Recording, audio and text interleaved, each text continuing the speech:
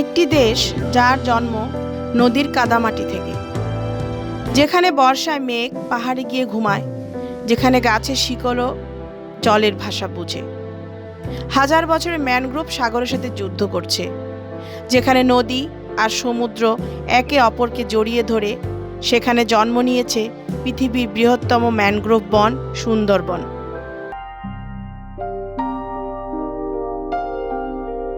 এখানে জন্মায় সুন্দরী, গেওয়া, গরান, পশুর, কেওড়া ইত্যাদি গাছ।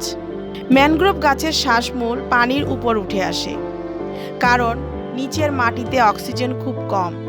এটাই রয়্যাল বেঙ্গল টাইগারের রাজ্য। এখানে আছে নোনা পানির কুমির, চিত্রা হরিণ, ইরাবতী ডলফিন, বনমোরগ, বন্য শূকর আর অসংখ্য প্রজাতির পাখি।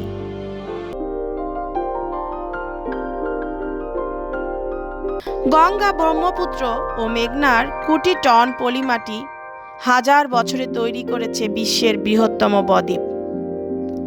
গাঙ্গেয় বদ্বীপের শেষ প্রান্তে, যেখানে নদীগুলো এসে মিশেছে বঙ্গোপসাগরের নোনা জলে, সেখানেই পৃথিবীর বৃহত্তম অবিভক্ত ম্যানগ্রোভ অরণ্য সুন্দরবন।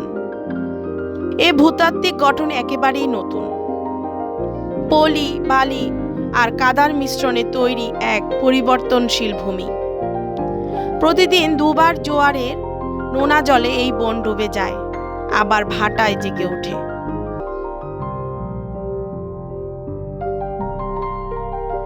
বাংলাদেশের দক্ষিণ পশ্চিম উপকূল, খুলনা, সাতক্ষীরা ও বাগেরহাট জুড়ে বিস্তীর্ণ এই বন।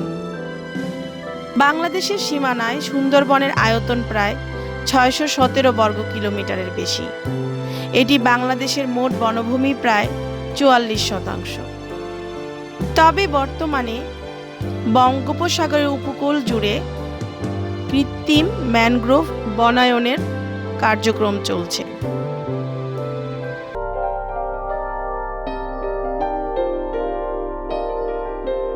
মধু সংগ্রহ, মাছ ধরা, গোলপাতা, কাঠ, হাজারো মানুষের জীবিকা সুন্দরবনের উপর নির্ভরশীল। কিন্তু আজ সুন্দরবন বিপদের মুখে।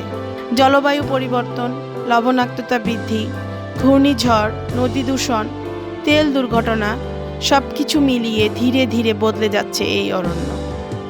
ইউনেস্কো বিশ্ব ঐতিহ্য হিসাবে স্বীকৃতি দিয়েছে সুন্দরবনকে। কিন্তু যদি মানুষ প্রকৃতিকে রক্ষা না করে, তাহলে বনের ভারসাম্য নষ্ট হবে।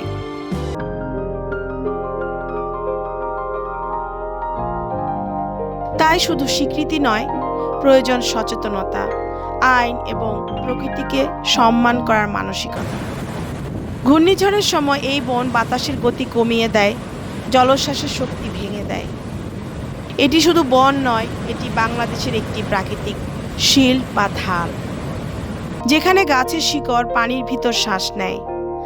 তাই এই বন শুধু গাছ নয়, এগুলো বাংলাদেশের ফুসফুস। এগুলো প্রাকৃতিক দুর্গ,